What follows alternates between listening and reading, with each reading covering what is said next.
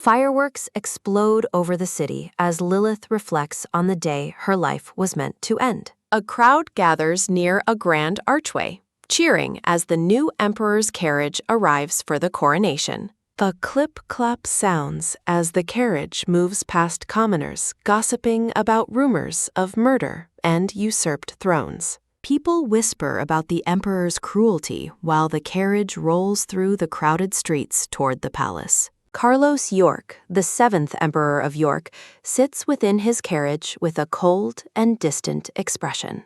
A prisoner with tattered clothes and messy hair hangs her head in a dark, oppressive cell. Bound in heavy shackles, the silver-haired girl is crudely ordered to move by a group of rough guards. Lilith hears a mysterious voice calling her name and looks around in confusion amidst floating rose petals.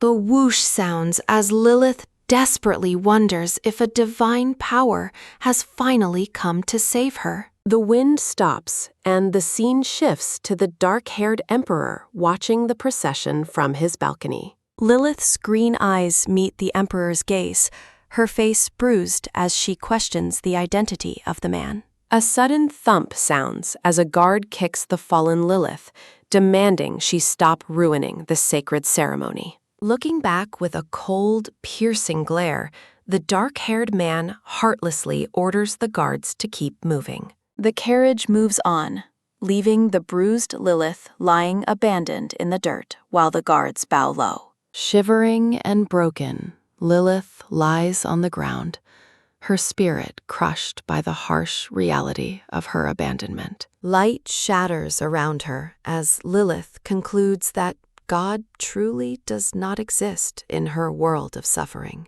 Inside the cathedral, Carlos York kneels before a high priest to take his solemn oath as the ruler. A roar sounds from the river as guards declare Count Balos ordered Lilith's death upon the high bridge. A titan sounds as the crown is placed on Carlos, contrasting with Lilith being gagged and bound tightly. Lilith is tied to a heavy weight as the emperor receives his scepter, accepting his life of duty. The high priest officially proclaims Carlos York as the seventh emperor, amidst a shower of white feathers. A thunderous cheer erupts as the new emperor raises his scepter before his kneeling subjects in the cathedral. Lilith is thrown from the bridge, bidding a final farewell to her hopeless life as she falls. A splash sounds as Lilith sinks to the bottom of the river, the heavy weight ensuring her end. A flashback reveals Lilith's parents before their tragic deaths, leading to her uncle seizing control of her estate. Sent away for an arranged marriage, Lilith arrived at the massive and daunting Balos estate completely alone. Antoine Balos bluntly rejects Lilith, declaring his heart belongs to another girl and refusing to marry her. Elena Bornetto reveals her cruel nature, mocking Lilith's appearance and insisting she is unfit to be a countess. Maids mock the former count's daughter as she is forced to kneel and clean the floors like a servant. Lilith endured the humiliation, hoping her life would finally change once she reached 18 and married Antoine. She prayed for a peaceful life, counting down the days until her 18th birthday with desperate, silent hope.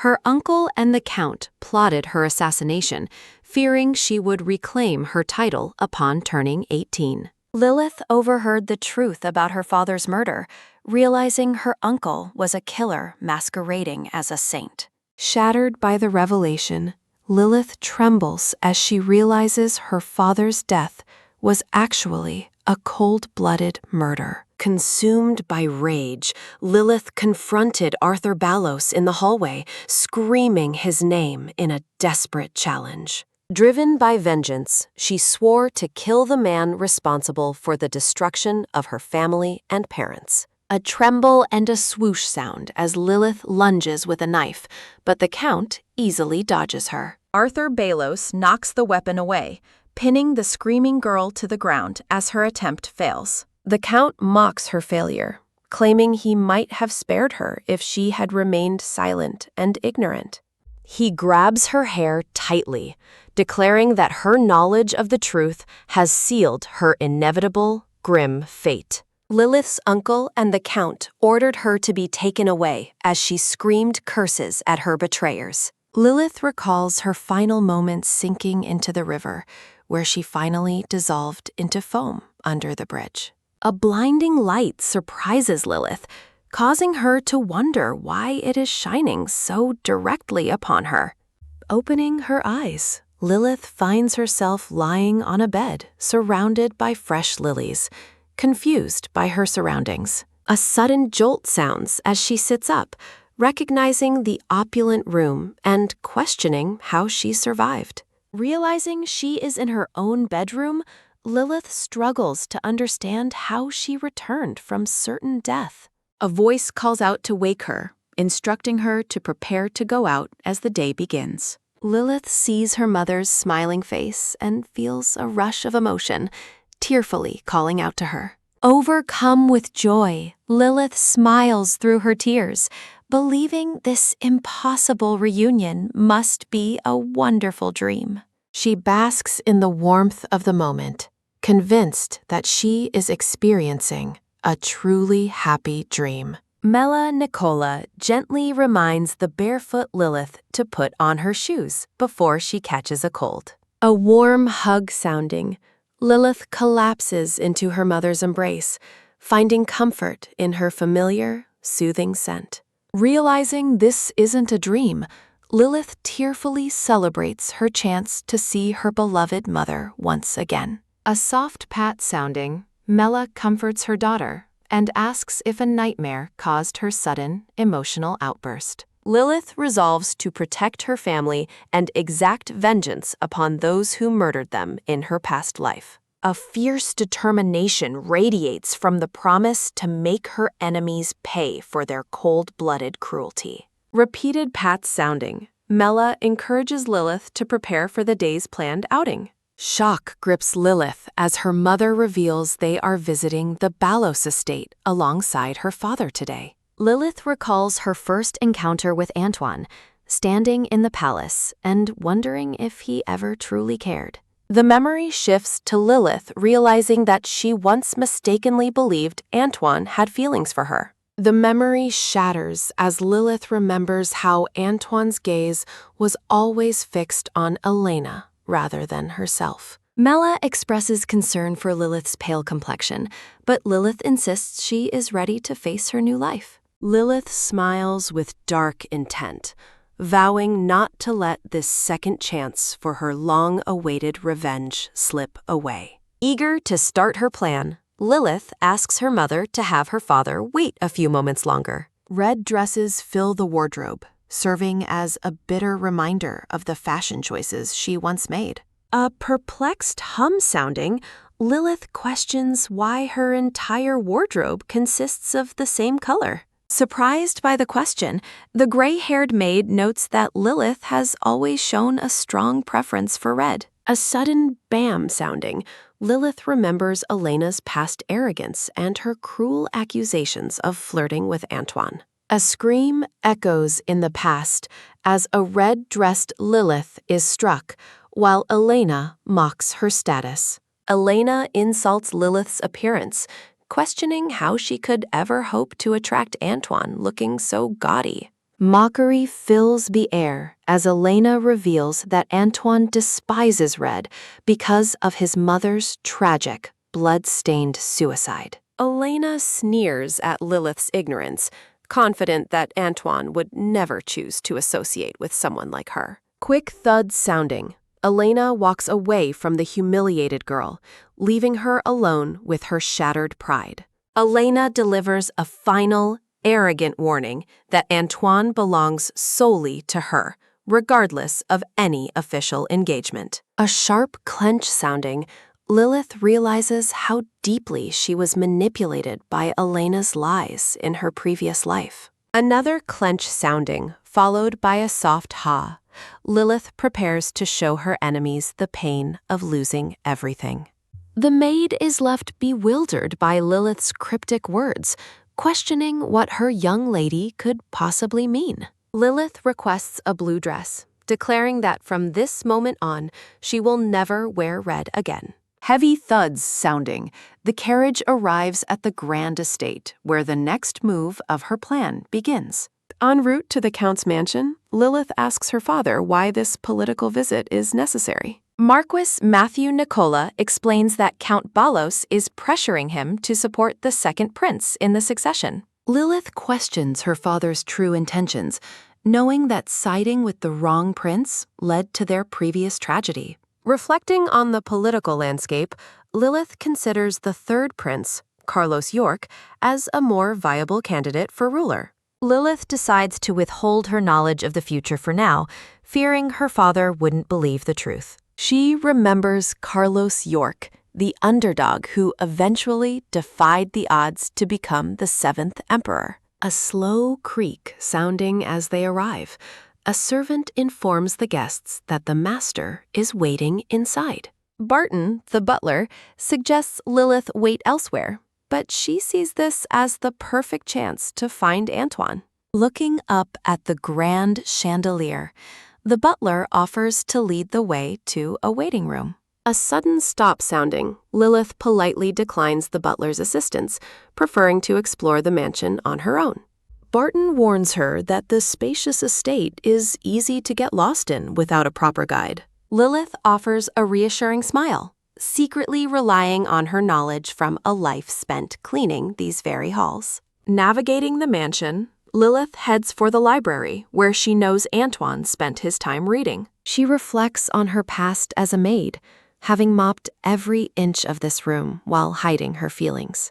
Success greets her as she quickly locates the exact book Antoine was engrossed in during their first meeting. Clutching the golden-bound book, Lilith feels confident that her plan to change her fate is working perfectly. Lilith sits comfortably in the library, determined to rewrite history and avoid the mistakes of her past. A sharp click sounding at the door, someone enters the quiet library and interrupts her thoughts. Antoine Balos stands in the doorway, his voice filled with curiosity as he asks the young girl's identity. Stunned heartbeats sounding, Antoine stares at the beautiful girl sitting in his library, seemingly struck by her presence. Blushing deeply, the young Antoine asks for her name, clearly enchanted by the mysterious visitor in the blue dress. Lilith introduces herself with a polite smile, formally greeting the boy in the grand library.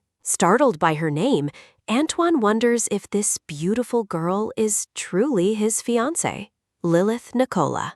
Antoine apologizes for his sudden entry, while Lilith laughs and assures him she is perfectly fine. Noticing her interest in the book, Antoine mentions it is a personal favorite he is glad she likes. Lilith admits she dislikes the story's tragic ending, where a helpful crow is betrayed and killed by humans. Her expression softens with sorrow as she questions why the world in the story had to be so cruel. Antoine suggests that human nature often drives even good people toward evil when faced with great temptation. Lilith praises his deep perspective before realizing she still doesn't know the identity of her companion. As he introduces himself as Antoine Balos, Lilith's feigned surprise causes her to lose her footing and trip. A frantic "watch out" sounds as Antoine quickly lunges forward to catch the falling girl in his arms. Time seems to slow down as they hold each other amidst a sudden shower of blooming roses.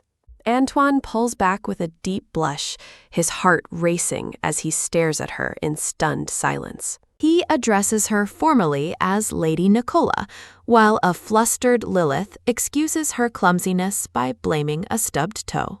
Antoine asks if she arrived with the Marquess, making Lilith realize she must act before time runs out. He expresses his distrust of his father's schemes, sparking Lilith's plan to use this resentment to her advantage. Lilith enthusiastically accepts his book recommendation, secretly vowing to make Antoine her loyal and unwitting puppet. Meanwhile, Count Balos pressures Marquis Matthew Nicola to join him in supporting the first prince's claim. The Count questions the Marquess's lack of ambition, wondering why he refuses to back such a powerful candidate. Matthew firmly rejects the proposal, stating his desire to remain neutral and stay out of the dangerous struggle. A loud "What?" sounds as Belos reacts with fury to the Marquess's refusal to participate in the struggle. Matthew confronts the Count, questioning if he is intentionally sowing chaos in the royal family to seize power. Belos dismisses the accusation,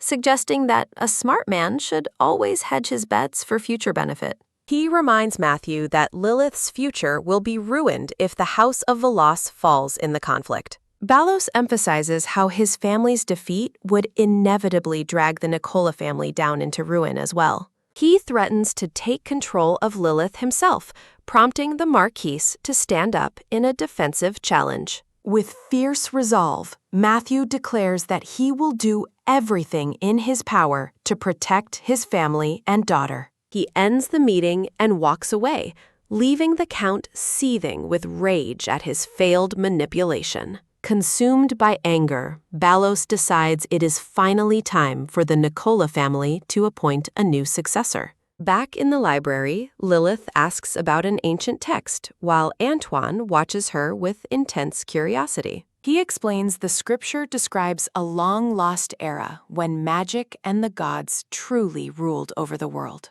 Lilith's eyes narrow as she realizes Antoine looks down on women just like his cold-blooded father does. The butler enters to inform Lilith that her father is ready to depart from the Belos estate. Antoine nervously stammers an explanation, insisting they were only sharing a quiet moment reading a book together. Lilith recalls her uncle and Elena arriving right after her departure in her past life, sensing an opportunity. A quick swish sounds as Lilith secretly discards her necklace, hoping to delay their departure and change fate. She bids Antoine a polite farewell, thanking him for the lesson while promising to return for another book. Antoine watches her walk away, his expression unreadable as she leaves the study and disappears from view. Matthew waits by the carriage, but Lilith suddenly stops, exclaiming that she has lost her precious necklace. She instructs her father to wait in the carriage while she rushes back inside to find the jewelry. Lilith returns to the mansion, pretending to search the floor for the necklace she intentionally left behind. The butler offers assistance, but Lilith insists on searching alone so she doesn't bother the busy staff.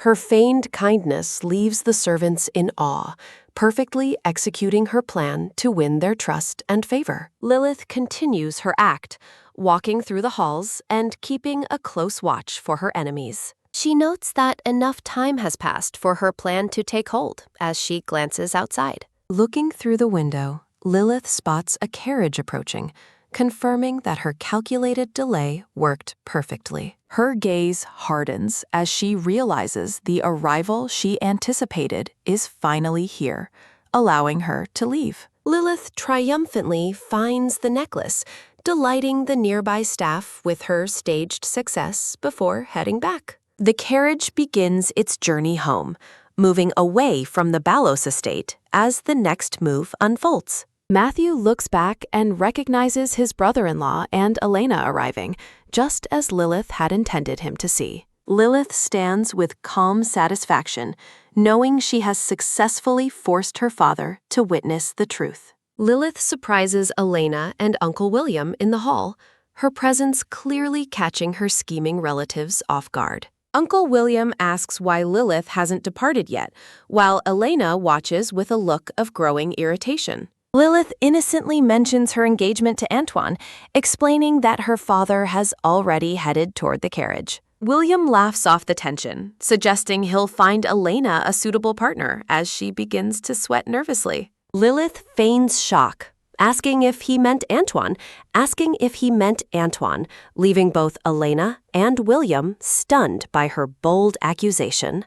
Turning the tables, Lilith mentions a dark rumor regarding her uncle poisoning her grandfather, causing William's face to pale. Lilith dismisses the rumor with a smile and walks away, leaving her speechless relatives frozen in the hallway. Her internal monologue turns cold, vowing to make them pay for every ounce of pain from her past life. Back in the carriage, Matthew Nicola asks why her errand took so long as they prepare to depart. Lilith cheerily claims she was simply catching up with her uncle and sister, hiding her true, calculated intentions. She playfully wonders if they are plotting for the family wealth, causing her father to smile at her imagination. Matthew mentions he has a royal birthday celebration to attend tonight, meaning they won't share dinner as usual. Lilith surprises him by asking to join the celebration, her eyes wide with a new and sudden interest. Though he notes her usual hatred of social events, Lilith insists she is eager to visit the royal palace. Her secret goal is set. She must find the third prince, Carlos York, to secure her family's future. At the Grand Royal Palace, a quick swish sounding as servants work tirelessly to prepare for the evening's festivities. Two maids gossip about Princess Sophia's grand celebration, complaining about the grueling labor required of the common staff. A stern, authoritative voice interrupts their complaining, demanding to know if they have forgotten their essential royal etiquette. The third prince, Carlos York, stands before them in his regal purple uniform, reprimanding their loose and disrespectful talk. The terrified maids beg for mercy, and Carlos grants a final warning before walking away from the trembling servants. A quick swish sounding as Carlos turns his back, his sharp gaze shifting away from the lowly palace staff. A soft melody begins to play, bringing a gentle, rare smile to the prince's face as he approaches. Carlos finds Princess Sophia York practicing the piano, asking if she is preparing her piece for the upcoming banquet. Standing tall in his decorated uniform, Carlos prepares to present a small, carefully wrapped gift to his dear sister. He approaches Sophia, warmly acknowledging that today is her birthday, despite the heavy political atmosphere of the palace. Carlos offers the gift in advance, admitting he fears their father may prevent him from attending the official celebration. A soft gasp sounding, Sophia opens the box to reveal a stunning, custom-made hairpin that leaves her breathless. Carlos encourages her to be the brightest star tonight, though Sophia's expression remains clouded with a deep, hidden sadness. Sophia confesses her dread of the spotlight, feeling overwhelmed by the expectations placed upon her as the late queen's daughter.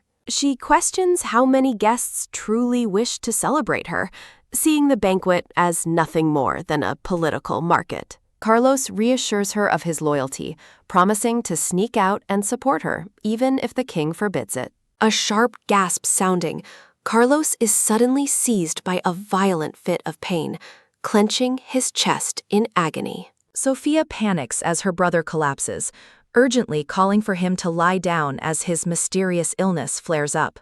In the quiet of his chambers, a doctor notes that the prince's condition is deteriorating rapidly with each passing day. The physician admits that only painkillers can offer relief, leaving Sophia to watch her brother's suffering with helpless grief. A maid brings a cruel message from the king, stating Carlos must not attend the banquet to avoid palace embarrassment. Sophia stoically accepts the king's cold command, while Carlos remains bedridden and broken in the background of the room. While Carlos suffers in silence, the scene outside the palace is bustling with the arrival of high society guests. Lilith arrives with her father, her mind focused entirely on finding Carlos to alter the tragic course of history. Inside the glittering hall, Lilith scans the crowd and asks her father if the third prince has arrived yet.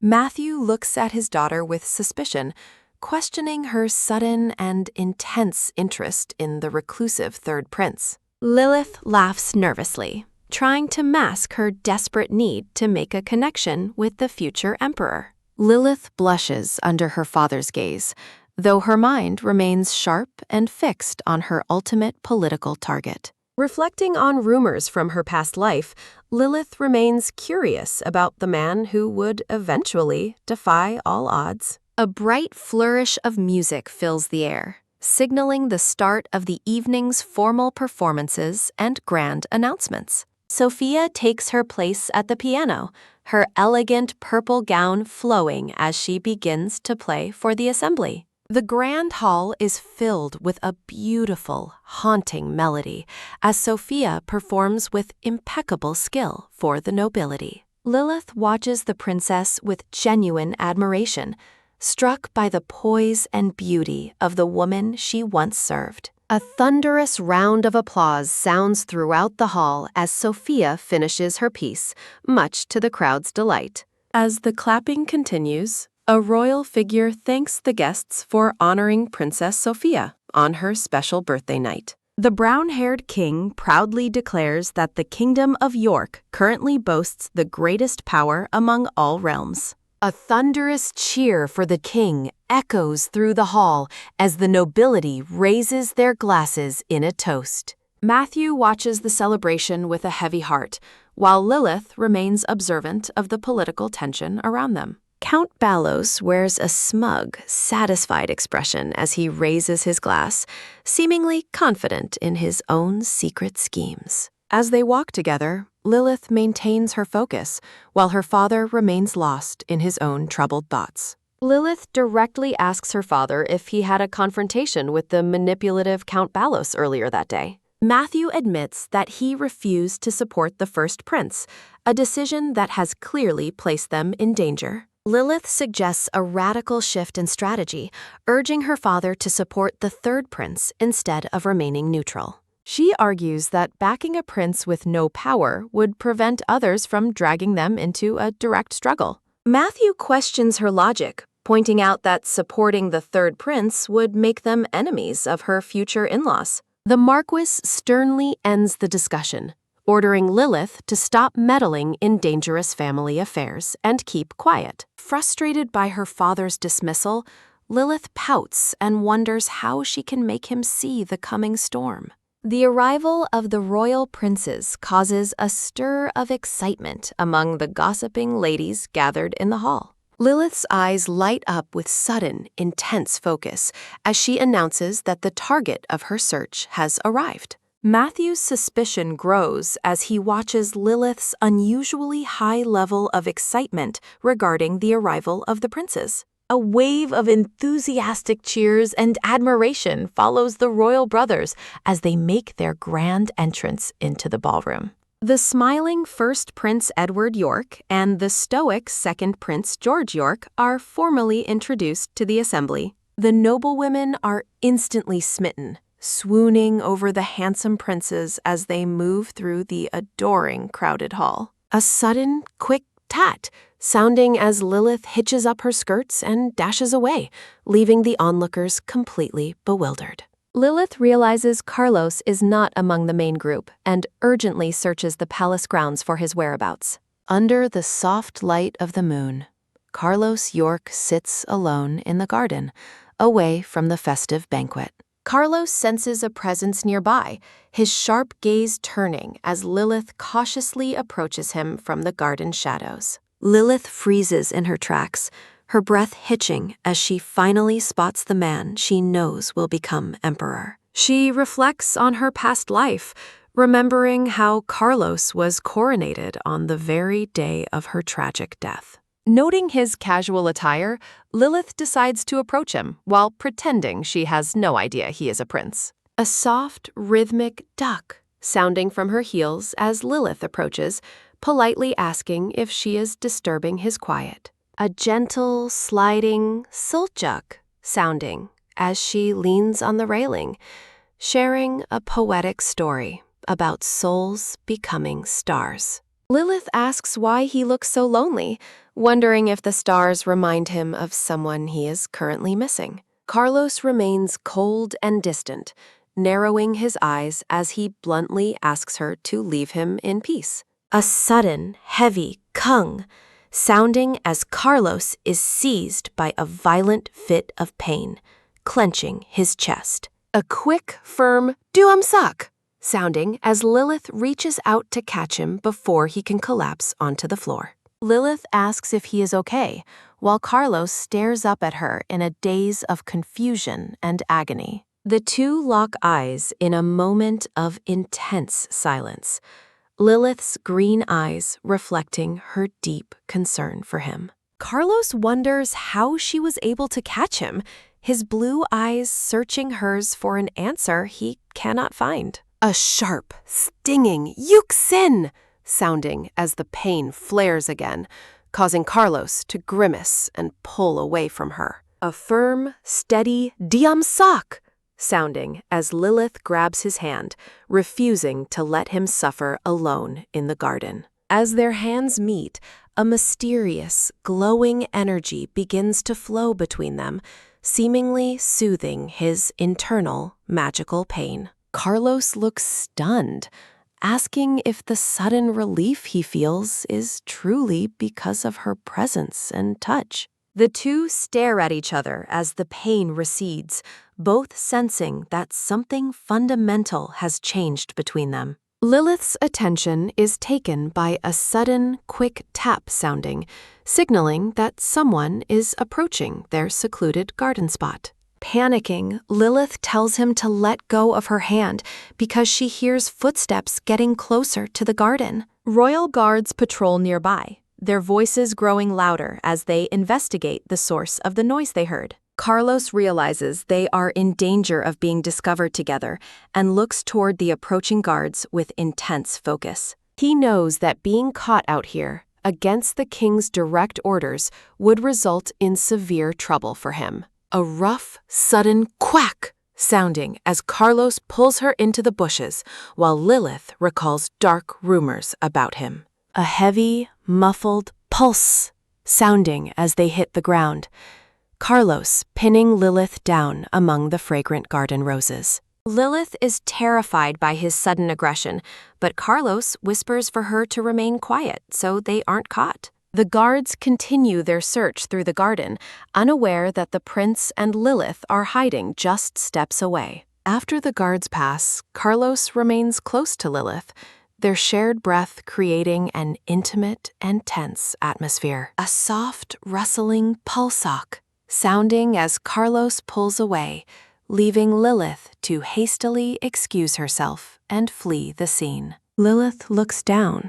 hesitating as she thinks about her growing feelings of gratitude toward the mysterious prince. Looking away with a conflicted expression, Lilith politely asks the man to let go of her hand. Lilith is stunned when Carlos flatly refuses her request, his gaze remaining fixed and unyielding. As Carlos clenches his chest, he explains that letting go will only cause the agonizing pain to return. Carlos looks up pleadingly, leaving Lilith to ponder the strange and desperate weight of his request. A sharp, stinging "Yuxin" sounding as Carlos is suddenly hit by another wave of intense internal pain. Carlos grimaces in agony, his teeth gritted as the mysterious illness flares up with renewed violence. A sudden, firm "Warak" sounding as Lilith catches him, urgently asking if he is okay. Breathing a relieved "Pew" sounding, Carlos leans into Lilith's shoulder as the pain finally begins to subside. Recovering his composure, Carlos looks at Lilith and softly thanks her for her unexpected help and support. Lilith blushes as Carlos continues to hold her hand, apologizing for the awkward and intimate situation. A group of royal guards suddenly discovers the two hidden among the garden's fragrant rose bushes. Carlos sighs in defeat, realizing they have been caught in a compromising position by the palace patrol. In the grand hall, the brown-haired king demands to know if the rumors about the prince are true. Carlos denies the claims, but the king sternly questions why he disobeyed orders to remain in bed. Looking down, Carlos stoically accepts the guilt of disobeying his father's direct command regarding the banquet. Princess Sophia attempts to defend him, but the king remains fixated on the potential for a royal scandal. Matthew kneels, claiming the prince was merely protecting Lilith's honor after she accidentally got lost. The Marquis begs the king to direct all criticism toward him instead of the third prince. Observing the humiliation Carlos is facing, Lilith decides she must intervene to clear up this dangerous misunderstanding. Lilith speaks out, boldly informing the king and the assembly that the current version of events is false. A sudden, sliding Seljuk, sounding as Lilith steps forward, bowing respectfully before the king and princess. Lilith addresses the royalty, stating that Carlos came out for a reason other than celebrating the birthday. Catching the prince's attention, Lilith resolves to tell a truth that will hopefully save him from punishment. A sudden, rough quack, sounding as Carlos clenches his hand in worry, while Lilith questions the king's health. The brown-haired king is shocked, wondering how Lilith knew about his recent and private stomach ailment. Lilith claims the prince was so worried about the king's health that he secretly came to check. She continues her clever ruse, stating that Carlos missed his father and simply wanted to see him. Lilith hopes her fabricated story of the prince's filial piety will be enough to move the king's heart. She insists the third prince truly missed the king and wanted to see him, even from a distance. Turning to his son with a softened gaze, the king asks Carlos if she is telling the truth. Carlos puts on an excellent acting performance, appearing teary-eyed as he confirms how much he missed his father. Princess Sophia and the king are deeply moved by the prince's apparent and touching display of affection. Carlos explains that he ran into the Marquess's daughter while trying to remain hidden from everyone else. Carlos promises to never let his overwhelming emotions lead to such a mistake or royal embarrassment again. A sudden, heavy pulsock sounding as Carlos bows for forgiveness, while Matthew urges the king to end his anger. The king laughs, declaring it a fortune to have such a devoted and loving son by his side. Lilith smiles and praises the king, cleverly cementing the positive turn of events for the prince. Impressed by her eloquence, the king laughs heartily at Lilith's well-chosen words and sharp mind. The king commands Carlos to communicate through attendants next time and warns him against any future disobedience. A relieved Carlos smiles brightly, thanking his father for his leniency and the unexpected resolution. Carlos turns his attention back to Lilith, his gaze lingering on her with a mixture of intense curiosity. Lilith whispers that he owes her one, feeling satisfied that the crisis was resolved smoothly. Carlos' expression becomes suspicious as he directly asks how she really knew the king was ill. Lilith is stunned, her heart racing as her lie is immediately and sharply questioned by the prince. A quick basak!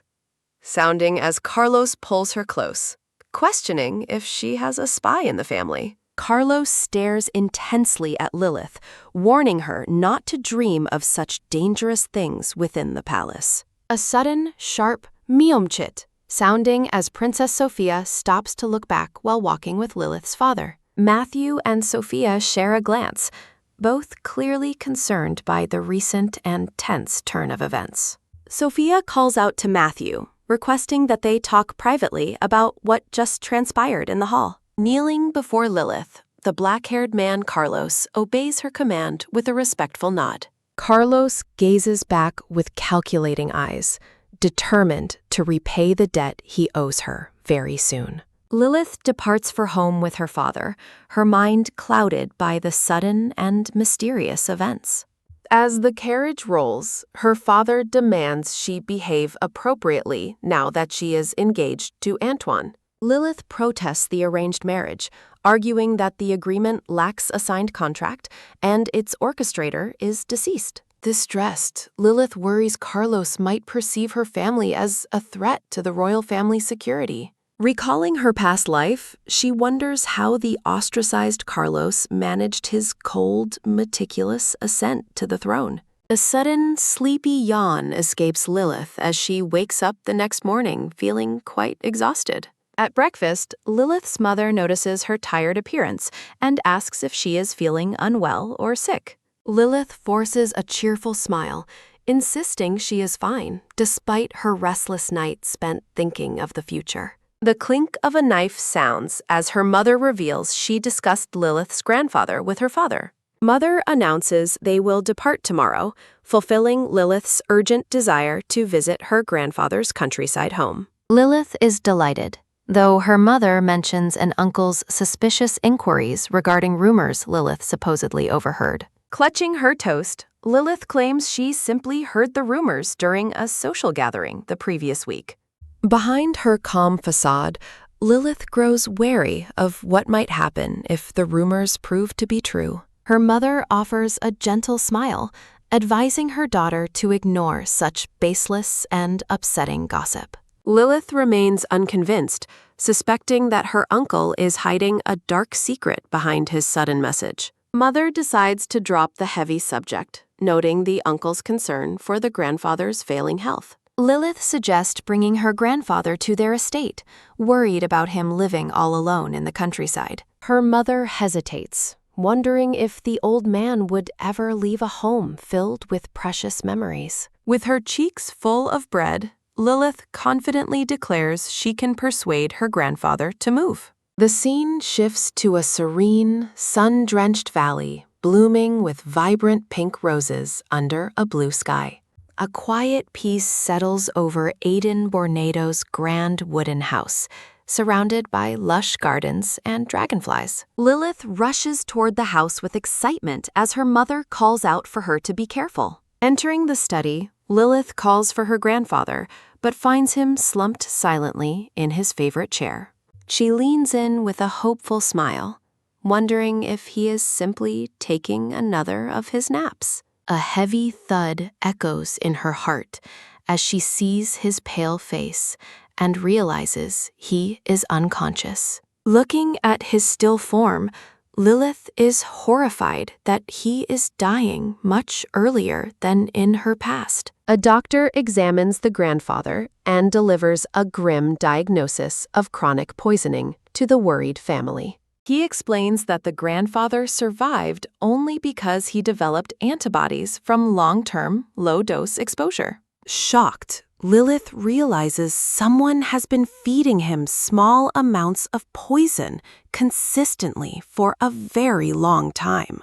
Lilith clenches her fist in rage, swearing vengeance against William Bornado for this cruel and calculated betrayal. The doctor states that only rare white crow bile from the kingdom of Atland can save him now. Time is running out as the doctor warns they must obtain the rare ingredient within just 2 days. Desperate and confused, the mother asks if such mythical creatures as white crows even truly exist. The doctor confirms their existence in distant forests, but shakes his head as they cannot be bought. A sudden realization strikes Lilith, and she boldly declares she knows exactly how to get the bile. Ignoring her mother's calls, Lilith sprints out of the house and heads straight for the awaiting carriage. Lilith commands the driver to head to the palace immediately, her eyes burning with fierce determination. The carriage thunders down the road as Lilith prepares to face Carlos and demand he repay his debt.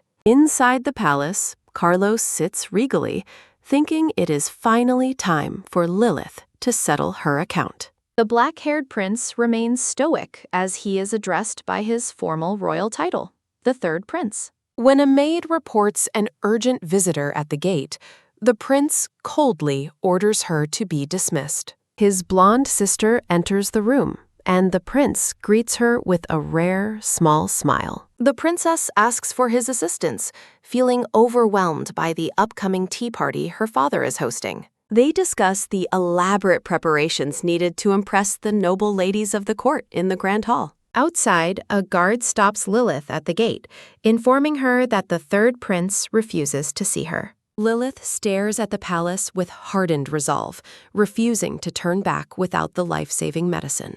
Servants move briskly through the palace, arranging bouquets of yellow and pink flowers for the afternoon event. The princess is pleased with the beautiful floral arrangements, while the third prince watches her with quiet interest. Princess Sofia invites the black-haired Carlos to her upcoming tea party, noting his hard work on the preparations. Sofia looks puzzled as she waits for her younger brother's reaction to her sudden social invitation. Carlos politely declines, pointing out that he wasn't originally intended to be part of the marriage-seeking event.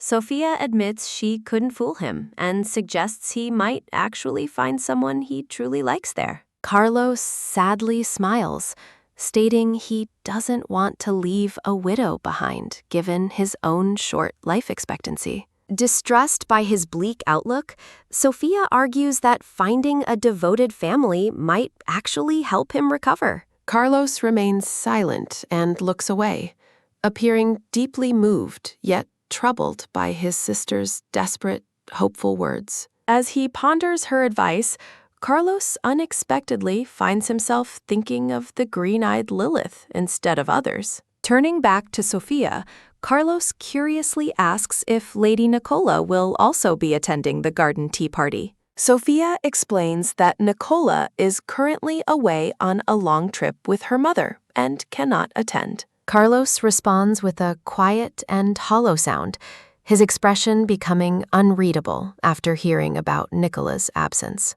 Sofia looks surprised and immediately questions if her brother has developed romantic feelings for the absent Lady Nicola. Carlos sweat drops and quickly denies the suggestion, looking flustered by Sofia's blunt and unexpected questioning. Sofia sternly warns him to stay away from Nicola to avoid getting hurt because she is already engaged. Recalling his mother's portrait, Carlos vows never to let trivial emotions lead him toward a similar tragic fate. At the tea party, a group of ladies gathers to admire the red-haired Elena's incredibly beautiful necklace. Elena boasts that her grandfather gifted her the jewelry, smugly sipping tea while emphasizing its immense value. The surrounding noblewomen express their intense jealousy, swooning over the expensive accessory Elena wears so proudly. Elena offers to lend the necklace to them anytime, enjoying the attention her grandfather's gift has brought her. The guests bow respectfully as Princess Sofia and the formally dressed Carlos arrive at the grand banquet hall. Sofia graciously welcomes the guests and encourages them to enjoy the lavish preparations she has carefully arranged. Leaning in, Sofia whispers for Carlos to quietly inform her if any of the ladies catch his eye. Carlos scans the crowd and decides it is better to leave, unimpressed by everyone showing off like peacocks. Standing alone amidst the floral decorations, Carlos reflects on his recurring feelings of isolation within the royal court. A rhythmic jobuk sounding from her heels as the red-haired Elena approaches the prince from behind. A polite, low kubuk sounding as Elena bows and formally greets the third prince in front of everyone. Nearby ladies whisper cruel insults, calling Carlos a sickly burden with no future or real power. Elena notes the prince's terrible public reputation as Carlos clenches his fist in silent, growing anger. The announcer welcomes Prince Edward and the gray-haired Prince William as they make their grand entrance.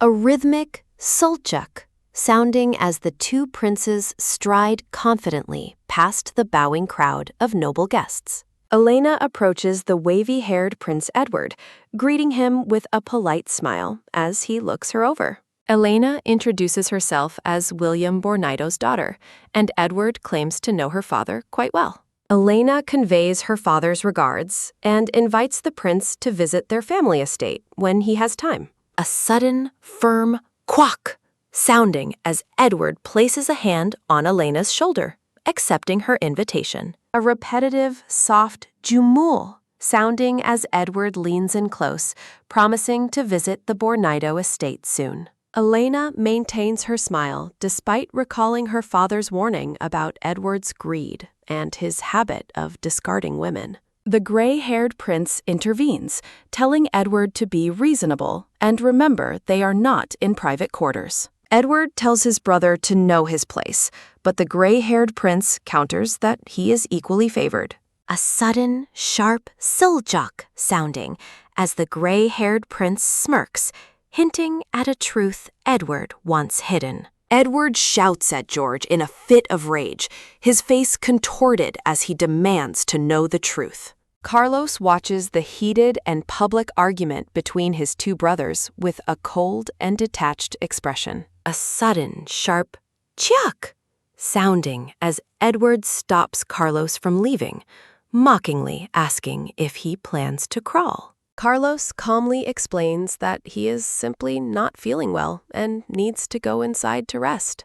Edward wears a sinister smile, suggesting that Carlos's early departure implies he has no desire to stay. A firm, unexpected "Diamsak" sounding as Edward seizes Carlos's arm to prevent him from walking away. Edward publicly humiliates Carlos, introducing him as the sickly son of a maid who died long ago. Mockingly, Edward tells Carlos not to be angry, claiming he only wants to help him socialize with others. A low, trembling budul sounding as Carlos shakes with rage while guests whisper about his supposedly contagious illness. Edward suggests hosting a ball so the sickly prince can finally dance with the gathered young ladies. Looking down with a bead of sweat, Carlos admits to the crowd that he doesn't know how to dance. Gray-haired Antoine challenges his black-haired brother to a contest, and Carlos accepts with cool indifference. Antoine suggests they select partners for the ball, while a red-haired woman watches with keen interest. Stepping forward, Antoine holds the red-haired woman's hand as the courtly competition begins to unfold. Antoine crosses his arms with a smug expression, clearly underestimating his quiet and brooding younger brother. Watching Carlos from afar, Antoine contemplates his brother's isolation while plotting his next move in the social game. A loud, mocking "ha-ha" escapes Antoine as he revels in the perceived weakness of the third prince. Carlos stands alone in the vast hall, his hand trembling as Antoine mocks his inability to find a partner. Beads of sweat form as Carlos grinds his teeth, fighting against a sudden and overwhelming wave of physical agony. Antoine and his companion are caught off guard by a sudden presence entering the grand ballroom. A pink slipper clicks against the floor as a voice apologizes for being late to the third prince. Dressed in a magnificent pink gown, silver-haired Lilith arrives, captivating the room with her radiant and timely appearance. A sharp "ah" of pain is silenced the moment Lilith reaches out and gently touches the third prince. Carlos is stunned into silence as his agony miraculously vanishes the very second Lilith's hand meets his. With a polite and daring smile, Lilith asks Carlos for the honor of the next dance. Antoine looks on in disbelief as Lilith chooses the ostracized Carlos over the more popular and powerful first prince. As they glide across the floor, Lilith admits she traveled far and urgently needs the prince's assistance. Lilith asks for rare white crow bile,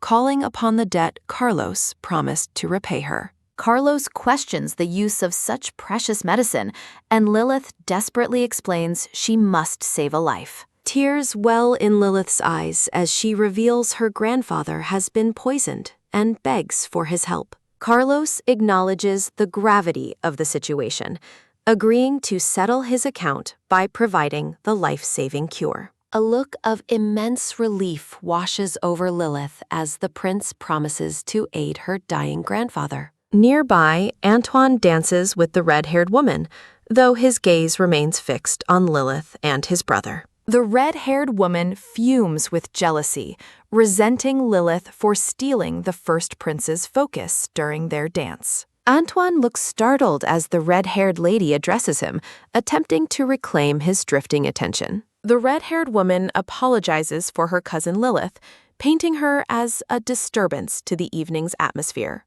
Antoine identifies Lilith as the fiancée of Count Balas's son, his eyes gleaming with newfound and dangerous interest. The red-haired lady points out Lilith's strange behavior for an engaged woman, fueling Antoine's manipulative thoughts. A predatory smirk spreads across Antoine's face as he realizes the engagement is a perfect weakness to exploit. Antoine decides to formally introduce himself later, planning to toy with Lilith for his own amusement. Carlos pulls Lilith closer into a tight embrace, whispering urgent instructions as they continue their performance. He instructs Lilith to meet him in his chamber to discuss the medicine before suddenly pulling away. Lilith is startled as Carlos releases her hand, knowing the pain will return the moment their contact breaks. A pained escapes Carlos as he collapses to the floor, leaving the gathered nobles in a state of shock. Panic fills the room as Antoine shouts for help, though his concern appears more theatrical than genuine. Guards rush into the hall to carry the unconscious third prince away as the social event descends into chaos. Lilith watches helplessly as the guards carry Carlos out, while the crowd whispers about his recurring frailty. Antoine sighs with feigned frustration, calling his brother a shameful nuisance in front of the stunned guests. Clapping his hands, Antoine commands the music to resume, determined to continue the party despite the incident. Lilith remains worried about Carlos, while Antoine and the red-haired woman approach her through the dancing crowd. Antoine stops directly in front of Lilith, addressing her by name with a smooth and calculating tone. Surprised, Lilith turns to find the first prince looming over her, his red-haired companion standing close by. Lilith offers a respectful greeting, but inwardly wonders how the prince already knows her identity. The red-haired lady takes Lilith's hand, claiming she was the one who introduced her to His Highness. Lilith's eyes lock onto the ruby necklace, recognizing it immediately as a stolen keepsake belonging to her grandmother. Keeping her composure, Lilith compliments the dress and addresses the red-haired woman as sister. The red-haired lady boasts about her exclusive dress, though she seems unnerved by Lilith's sudden attention. Lilith pointedly asks about the pretty necklace, causing a flash of visible panic in the other woman's eyes. Internally, the red-haired woman trembles, terrified that Lilith has realized the true origin of the stolen jewel. She stammers a lie, claiming their grandfather gave her the necklace, while avoiding Lilith's piercing gaze. Antoine extends his hand, asking Lilith for a dance as the most beautiful lady in the ballroom. Lilith politely declines a dance, claiming she needs fresh air due to feeling a bit dizzy. The brown-haired prince laughs and encourages the white-haired woman to take all the time she needs. Lilith suddenly seizes Elena's hand, dragging her away for a private talk while the prince looks on. Watching Lilith depart, the prince finds her aloofness charming and calls over a servant for a task. A few moments pass in the ballroom as the atmosphere shifts toward a more secretive and tense tone. The gray-haired man smirks while Lilith tells Elena to slow down as they head toward the garden. Lilith leads the red-haired Elena through a field of pink flowers while glowing butterflies flutter around them. Elena demands to know what Lilith wants to say, clearly annoyed by being dragged away from the party. Lilith's gaze turns sharp and intense as she commands Elena to hand over the necklace she is wearing. Lilith explains the necklace was their grandmother's treasure, doubting their grandfather would ever gift it to Elena. Elena smugly claims her grandfather gave it to her because she is pretty, asking if Lilith is jealous. Lilith reveals their grandfather is unwell, causing Elena to worry that Lilith knows a secret she does not. Lilith suggests they visit him together to verify the necklace's true origin, making the red-haired woman nervous. A sudden, heavy gulgyok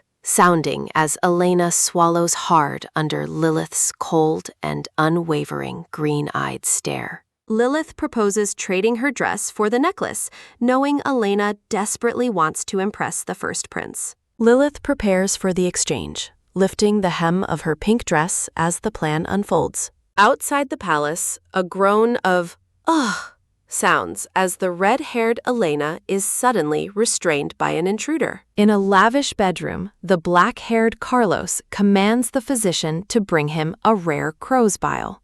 Carlos clutches his chest in agony, sweating profusely while insisting that his mysterious illness can finally be cured. The physician hesitates, explaining the medicine is a tribute from another country and requires the king's permission. Carlos grows furious, ordering the physician to obey and claim the medicine is for the royal family's health.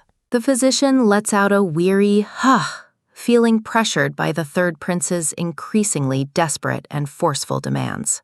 Gasping for air, Carlos tells the physician that following orders is better than both of them facing death. The physician finally yields to the prince's insistence, promising to bring the requested medicine right away. Now disguised as a maid, Lilith walks through the palace, wondering if Carlos successfully obtained the medicine.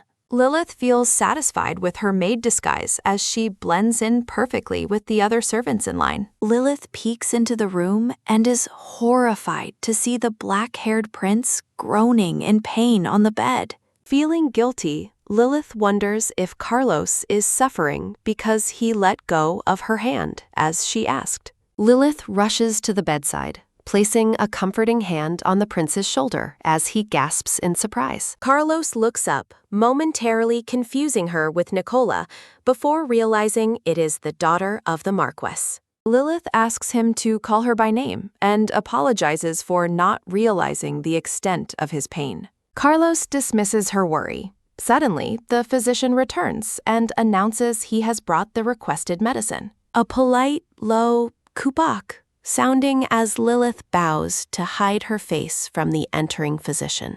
The physician approaches the bed, questioning how the sickly prince intends to administer the medicine he just brought. Carlos coldly commands the physician to leave the medicine and exit the room immediately without further questions. The physician is surprised by the order, but Carlos repeats himself firmly, demanding he leave them alone. A rhythmic "jabak" sounding as the physician walks toward the exit, leaving Lilith and Carlos in private. The physician hands the small red box to the disguised Lilith, who accepts it with a slight tremble. Carlos tells Lilith to take the medicine, looking pale and exhausted as he lies back against his pillows. Lilith thanks him and begins to walk away with the box as the prince watches her from bed. Carlos lets out a soft sigh, watching her depart and appearing physically drained from the intense encounter. Carlos's eyes snap open in shock as the door opens again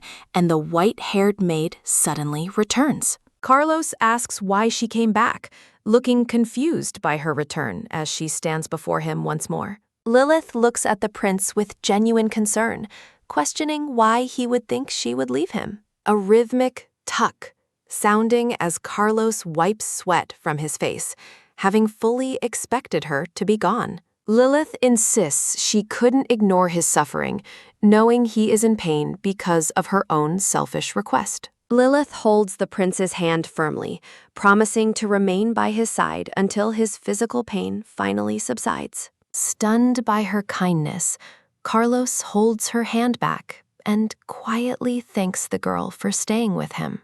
Lilith observes Carlos's moved expression, wondering if no one has ever shown the sickly prince such genuine affection. As dawn breaks, Lilith feels glad for their new bond, while someone carries the unconscious Elena away. Prince Edward intervenes, shouting for the intruder to stop the kidnapping attempt of a noble lady. The panicked man drops the gagged, red-haired Elena, who falls to the ground in her pink dress. A rhythmic da-da-da sounding as the culprit flees, while the prince draws his sword to give chase. Edward curses the rat-like bastard for escaping so quickly, his expression dark with frustration as he stands alone. Sheathing his sword, Edward walks toward the fallen woman, initially believing the person he rescued is Lilith. Edward gently reaches out to the crying, red-haired woman, asking if she is all right before realizing her identity.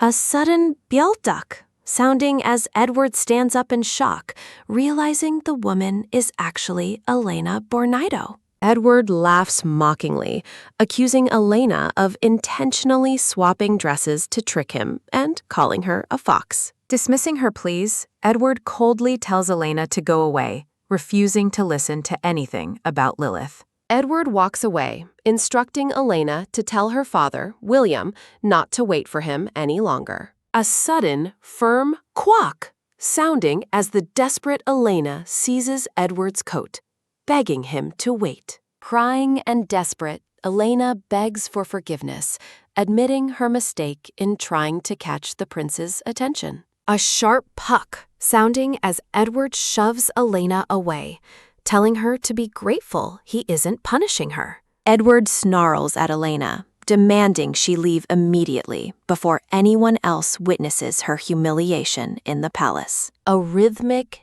jelbjak sounding as Edward departs, leaving Elena alone and trembling on the cold stone floor. Watching him leave, Elena feels deeply betrayed, wondering how the prince could treat her with such cruelty. Elena gasps in surprise as the gray-haired Prince William suddenly appears, watching the scene unfold from the shadows.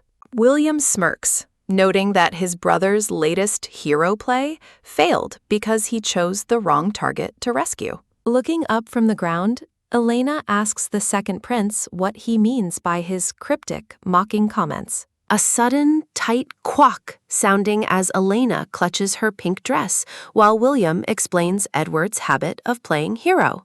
Elena looks on in shock as she begins to realize the true nature of the prince's manipulated schemes. Recalling the ball, Elena realizes Lilith was the intended target and feels a surge of intense, burning jealousy. William explains that his brother has orchestrated these rescues before, and sometimes the outcomes are far more sinister. William points out that Elena's father supports Edward, but warns that Edward gaining the throne would be a disaster. William proposes a deal, promising to grant Elena's father everything he desires if he supports him instead of Edward. William's eyes turn cold as he threatens to spread rumors of Elena's disgrace if his offer is rejected. Elena realizes the weight of the threat, knowing her reputation and family's future are now in William's hands. A dark smile spreads across Elena's face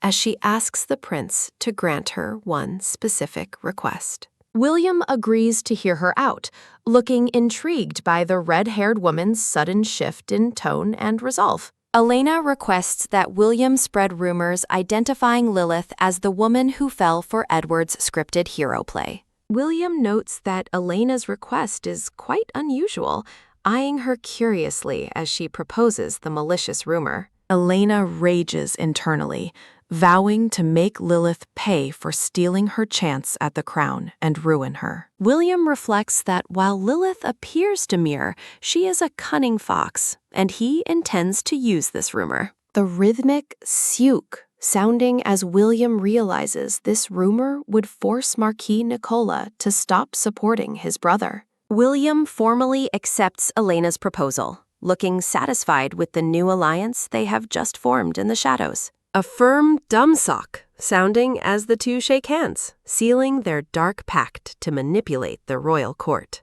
Elena looks triumphant, her eyes glinting with malice as she prepares to launch her counterattack against Lilith. Back at the estate, the white-haired Lilith bursts into the room, announcing she has successfully obtained the medicine. A rhythmic "siuk" sounding as the physician adjusts his glasses, astonished that Lilith actually secured the rare bile. Lilith urgently asks if the White Crow's bile is enough to finally save her grandfather from his illness. Overwhelmed with relief, Lilith thanks goodness as she holds the key to her grandfather's survival in her hands. Lilith approaches the bedside where her grandfather lies unconscious, hoping the medicine can be prepared in time. Sitting by the bed, Lilith holds her grandfather's hand and softly tells him that she has finally returned. A firm cock sounding as Lilith grips her grandfather's hand, determined to see him through this health crisis. Lilith turns to the physician with a serious expression, asking him to wait for one more important request. Lilith requests that the physician also examine her mother's health after he finishes preparing the grandfather's urgent medicine. Lilith holds her mother's hands tightly, explaining how anxious she has become after her grandfather's sudden, terrifying collapse. With tears in her eyes, Lilith admits she absolutely cannot bear the thought of losing another loved one. Lilith's mother looks at her daughter with a mixture of surprise and deep, heartfelt concern for her well-being. Smiling gently, the brown-haired mother agrees to the examination, comforted by Lilith's profound love and selfless dedication. The doctor delivers a shocking update, revealing the Marchioness shows symptoms of the same poisoning as the grandfather. Her face pales as the blonde woman reels from the terrifying realization that her life is also in danger. Lilith urgently asks if the poison used on her mother matches the toxin that nearly killed her grandfather. Adjusting his glasses, the doctor notes the condition is treatable, since the current dosage is fortunately not severe. Despair clouds the mother's eyes as she wonders who could possibly target her with such a cruel, slow-acting poison. Lilith pointedly asks her mother if she recently consumed any food or gifts provided by her Uncle William. Recalling a recent visit, the mother remembers William brought her favorite cookies, realization dawning with a heavy heart. Lilith erupts in fury, certain her uncle is trying to eliminate her family to seize the grandfather's vast fortune. Clasping her mother's hand, Lilith demands to know if she finally believes the truth about the uncle's treachery. The blonde woman sits in somber silence, struggling to accept that her own brother could commit such a betrayal. Lilith rejects the idea of involving her father, fearing his extreme reaction before she can enact her own plan. Shifting to a peaceful garden, a paintbrush glides across a canvas as a soft stroke sounds out. The blonde princess paints a serene landscape, while her black-haired brother, the third prince, watches from a distance. Smiling warmly, the princess praises Carlos for his past talents, despite his decision to stop pursuing his artistic hobbies. Carlos remains stoic, questioning why his sister is suddenly bringing up the painful memory of their late mother. A heavy silence falls between the royal siblings as the princess considers her next words carefully. She reminds her brother that despite his resentment, their mother sacrificed her very life to ensure his survival. Carlos looks away, secretly blaming his mother for the cursed body that has brought him nothing but physical agony. The princess gazes at him with sadness, mourning the rift between her brother and the memory of their mother. Their conversation is interrupted as a maid approaches the royal pair with an urgent announcement. Bella, the maid, apologizes for her tardiness, citing scandalous rumors about the first prince that delayed her arrival. The blonde princess looks surprised, asking for clarification on the nature of the scandal involving her older brother. Bella reports that Prince Antoine allegedly assaulted Lady Nicola, the Marquis's daughter, causing Carlos to react with shock. The maid details how the pair entered the prince's private chambers alone, fueling scandalous gossip throughout the entire palace. The garden scene fades as the weight of the social scandal begins to spread across the noble court. Elsewhere, the brown-haired first prince sits with the red-haired Lady Nicola, surrounded by a tense, opulent atmosphere. Antoine defends Lilith's character, while Nicola fakes her agreement, hiding her true motives behind a practiced smile. Nicola pointedly mentions Lilith's engagement to Antoine,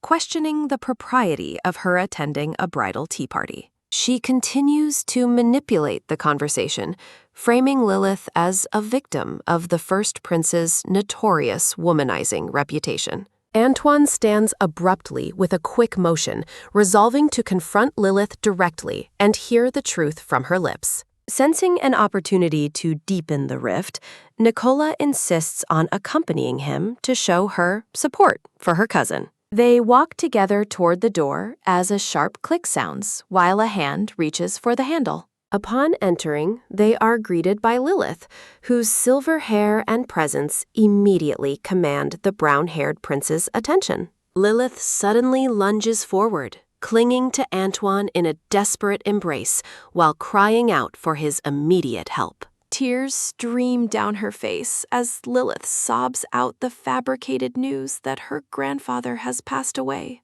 Antoine is visibly shaken by her grief, while the red-haired Nicola watches the performance with deep, silent suspicion. Attempting to offer comfort, Antoine asks for the details regarding the sudden loss of her beloved grandfather. Lilith continues her act of utter devastation, claiming she found him lifeless after returning to his quiet home. Antoine offers a comforting cliché about stars, while Lilith secretly plans to exploit his own trauma for her gain. Looking up with shimmering eyes, Lilith asks if her grandfather is truly watching her from the sky above. The first prince gazes down at her with genuine pity, completely falling for her carefully crafted performance of grief. Nicola fumes internally, resenting Lilith for using her grandfather's supposed death to manipulate Antoine's protective instincts. Antoine gently urges her to stop crying, his expression softening as he focuses entirely on the silver-haired girl. He remains mesmerized by her apparent vulnerability, unaware of the sharp mind hidden behind her tear-filled eyes. A quick flash reveals Lilith's delicate hands clutching a handkerchief, a visual testament to her refined sorrow. Lilith offers a polite apology, dabbing her eyes as she regains her composure, like a perfectly poised noblewoman. Antoine watches her with growing interest, impressed by her ability to handle such immense tragedy with grace. He concludes that her behavior is exactly what one would expect from a high-ranking lady of the Marquise's house. A playful thought crosses Antoine's mind as he finds her sudden, emotional hug to be unexpectedly adorable. Smirking behind her handkerchief, Lilith vows to use her graceful act to completely win over the prince's heart. Lilith tells Antoine she dirtied his handkerchief and asks to return it after washing, which he graciously allows. As Antoine smiles, the red-haired Elena watches the pair with a sharp, calculating gaze that Lilith quickly notices. Lilith questions why Elena isn't upset, reminding her that their grandfather belonged to her as well. Elena fakes a sob, claiming her extreme shock has caused her tears to completely dry up. Internally, Elena wonders with chilling indifference why she truly cannot manage to shed even a single tear. Lilith holds Elena's hand, softly insisting that their grandfather actually cared for her more than anyone else. Lilith recalls how Elena was furious when their grandfather refused her a pearl bracelet on her last birthday. Antoine listens intently as Lilith mentions how Elena refused to visit their grandfather, even when he was deathly ill. A sudden, sharp pat sounding as Elena pulls her hand away, accusing Lilith of making up lies. Lilith apologizes for her nonsense, while Elena realizes the girl is intentionally humiliating her in front of Antoine. Elena attempts to deflect by mentioning palace rumors about Lilith, but she is suddenly interrupted by a sharp command. Antoine sternly orders Elena to stop spreading baseless rumors while she is a guest at the house of Balos. Looking shocked, Elena listens as Antoine refuses to believe the gossip and demands she cease her malicious behavior. A startled "Wadeljak" sounding as Lilith feigns bewilderment, asking about the rumors with wide, innocent eyes. Antoine dismisses the trivial matter and invites Lilith for a walk to clear their heads, leaving Elena behind. A rhythmic badul badul, sounding as Elena's hand trembles with a suppressed and growing rage. Elena fumes over Lilith's supposed special status, vowing with burning hatred that she will not let this slight slide. A sudden, clear chua lung, sounding as Elena's father scolds her for ignoring his warnings about public conflict.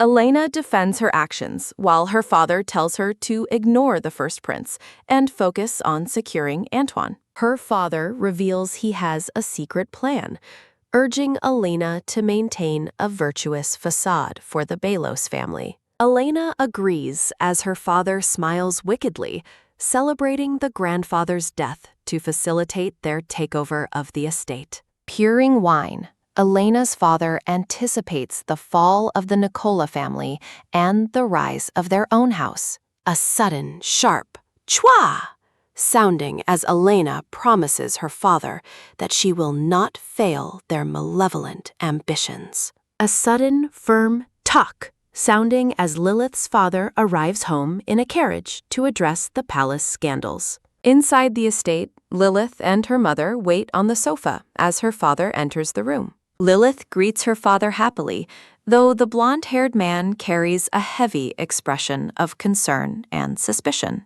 Her father asks about the rumors of her having an affair with the first prince during the tea party. Lilith looks on in absolute shock, her eyes widening at the absurdity of the scandalous claim against her. Lilith wonders who could possibly spread such a ridiculous story as the realization of a plot begins to dawn. Flashbacks reveal Antoine's firm defense of Lilith against Elena's rumors, though the gossip has already spread too far. Her father continues to question her as Lilith's mother watches the tense conversation with deep worry. A sudden, quick whack sounding as her father notes the entire kingdom is gossiping about her alleged affair. Lilith resolves to ask her father for his help, knowing she must now reveal the truth of her actions. A heavy tailsuck, sounding as the father sinks into his seat, overwhelmed by the scandalous palace news.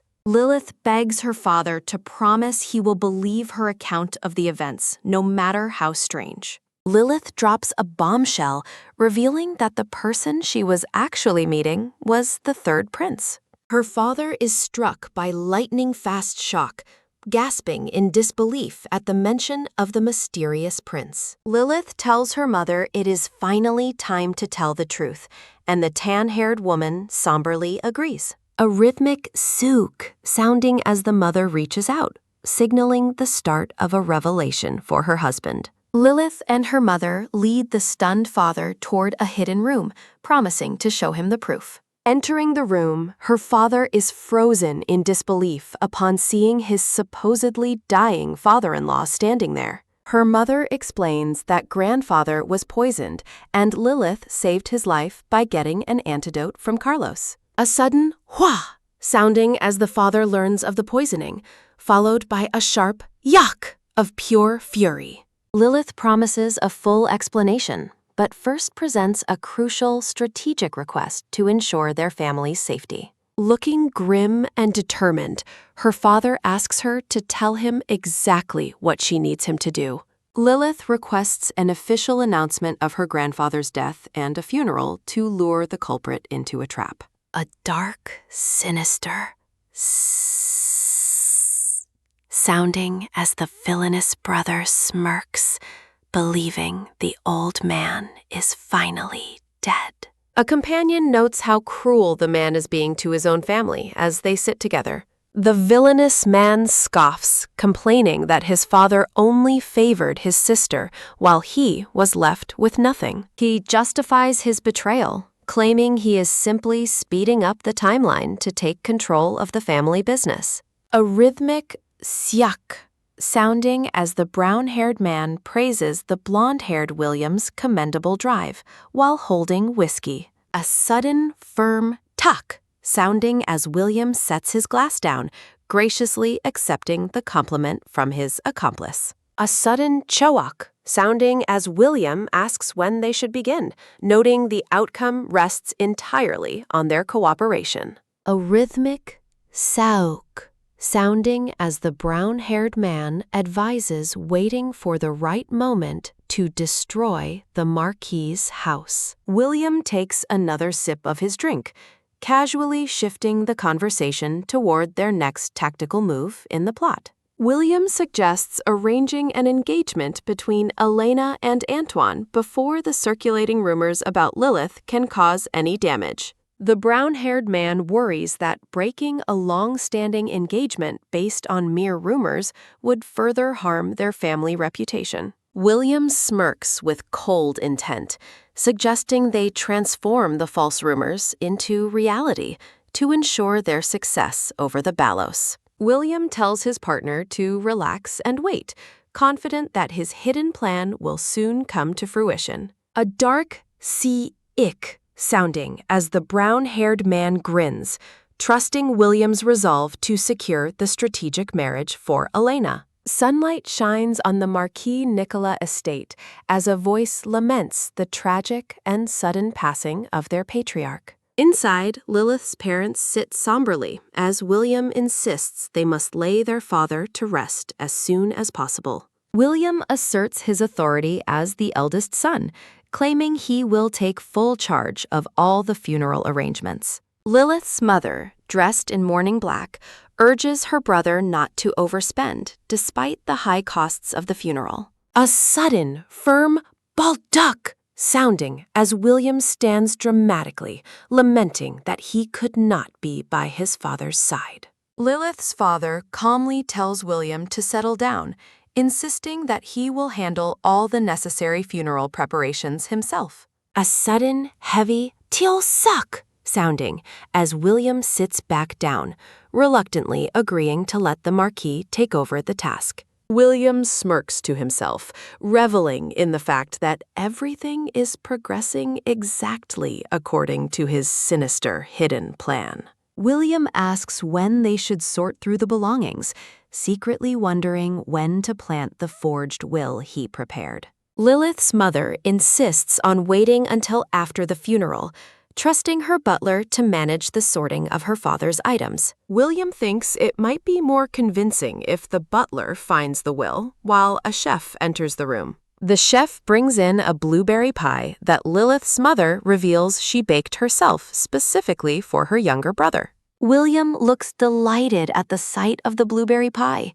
recalling it was his favorite childhood dessert from years ago. Smiling through her black veil, Lilith's mother warmly acknowledges him as her only younger brother and closest living kin. Looking at a vision of the past, William sighs, reflecting on how much they have both changed over the years. A sudden, quick soak, sounding as Lilith's mother wipes a tear, somberly agreeing that people do indeed change with time. The group prepares to enjoy the dessert, with William's partner noting how wonderful the freshly baked pie smells. William prepares to take a bite, but he suddenly pauses, noticing something unusual sitting on top of the pie. Lilith's mother explains she added pieces of the delicious pastries William had gifted her last time to the pie. A sudden, heavy "kung" sounding as William freezes in pure terror,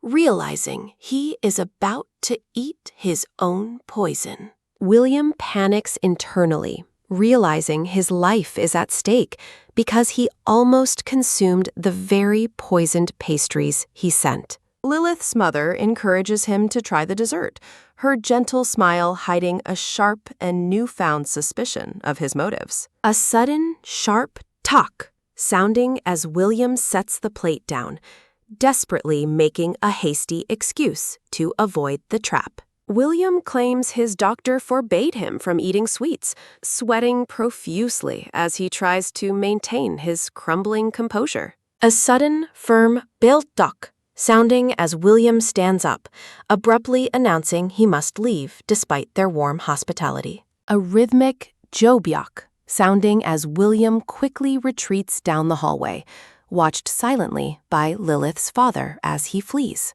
Watching from the stairs, Lilith feels a surge of satisfaction as her prediction about her uncle's guilt is finally proven. Lilith realizes her parents will now finally understand the truth of her warnings regarding her uncle's treacherous and greedy nature. A flashback reveals Lilith arguing with her father, who was initially skeptical of her claims without any solid evidence. Lilith stares into the distance, reflecting on the trap she set to expose her uncle before the fake funeral began. Lilith explains the necessity of hurrying the funeral to lure the culprit out while spreading news of her grandfather's death. Lilith proposed the pastry test, knowing that if her uncle refused his own gift, it would prove his murderous intent. Lilith's mother had somberly agreed that if William failed the test, she could no longer protect her own brother. A sudden, bright "boat" sounding as the father watches Lilith with awe,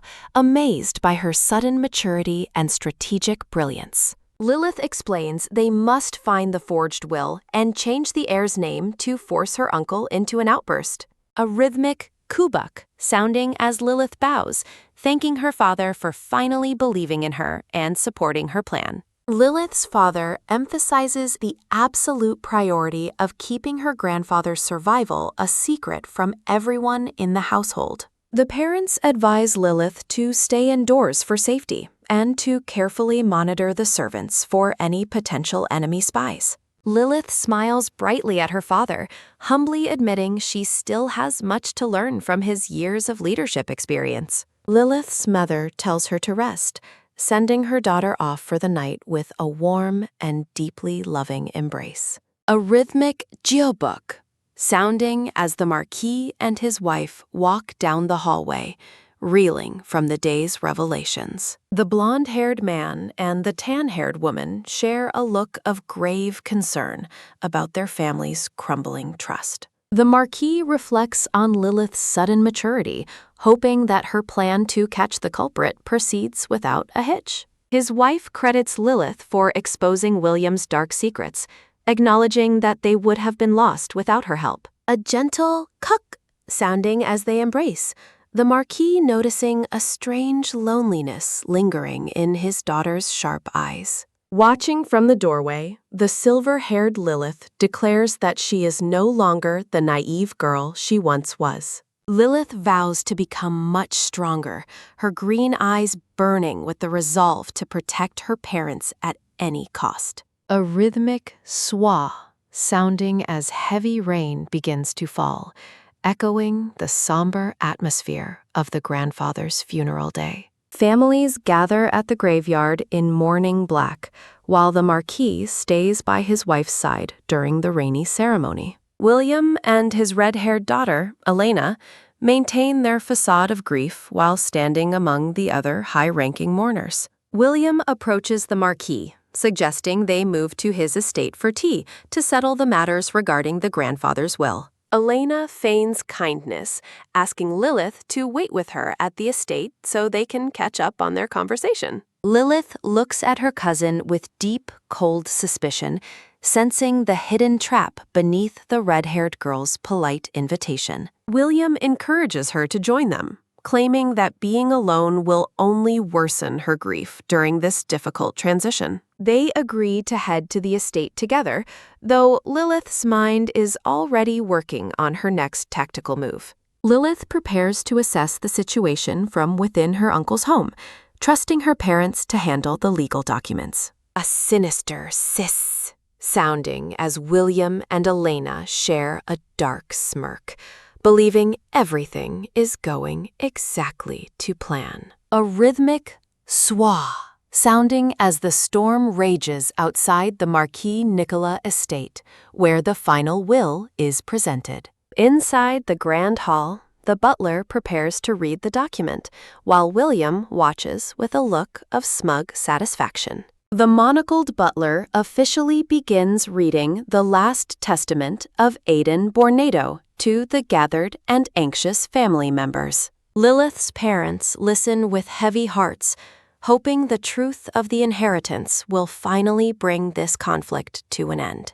William listens intently as the distribution of assets is mentioned, expecting his forged document to grant him total control. The room is struck by silence as the butler reveals that everything has been left to the daughter, Bella Nicola. A sudden, firm "Beltak" sounding as William stands up in absolute fury, his face contorted with rage and disbelief. A rhythmic "Sirach" sounding as the butler confirms there is no mention of William inheriting any part of the estate. A sudden, quick "Whack" sounding as William snatches the will, desperately searching for the forged terms he had planted. William panics internally upon realizing that the paper in his hand is not the forged will he spent months preparing. Consumed by greed, William's mind spirals into accusations, wondering if his sister forged the document to steal the money. William turns on his sister, shouting that the will is a fake and accusing her of being a greedy traitor. Bella looks on in shock as her brother rages about the unfairness of receiving nothing as the family's only male. The Marquis attempts to calm the situation, telling William that he is going much too far with his baseless accusations. William refuses to listen, suggesting that the Marquis helped his foolish sister craft this plot to disinherit him. A sudden, firm "Bjoltak" sounding as the Marquis stands, demanding William prove the handwriting on the document is fake. The room goes still as a voice interjects, claiming they can prove the validity of the grandfather's final wishes. The butler steps forward, explaining that the master personally gave him the sealed document just before his tragic collapse. The butler maintains his calm, stating he only opened the seal today for the first time since receiving the will. In a moment of panic, William accidentally reveals he was alone with the master during the collapse, sparking Bella's suspicion.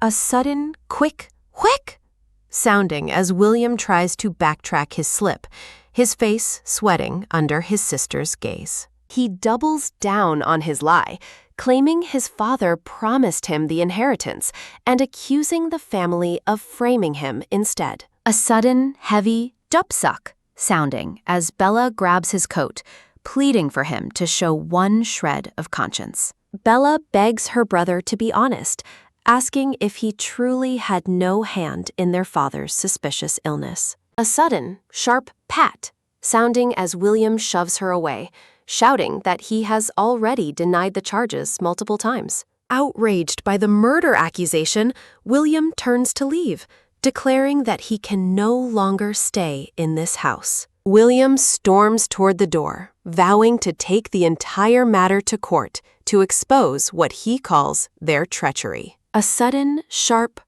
"Hook" sounding as William freezes in pure terror at the sound of a voice from the stairs. The long-haired grandfather appears alive and well, asking his son exactly who he intends to tell the truth to now. A sudden, emotional "Wallach" sounding as Bella rushes into her father's arms, weeping with relief at his miraculous survival. William is paralyzed by a cold shock, staring at his father as if he were seeing a ghost come to life. A sudden, sharp "Whack" sounding as the grandfather glares at his son, his memory of the betrayal crystal clear and unforgiving. A horrifying flashback reveals William forcing poison down his father's throat after tying the defenseless old man to a chair. The blonde-haired man faces his silver-haired opponent, stating coldly that he does not blame him for his choices. The silver-haired man explains how the blonde-haired man's slow poisoning inadvertently built his immunity, allowing him to survive. Realizing he walked into a carefully laid trap, the blonde-haired man laughs maniacally at his own sudden defeat. Antoine and the blonde-haired woman stand together as he declares he has given the man enough chances.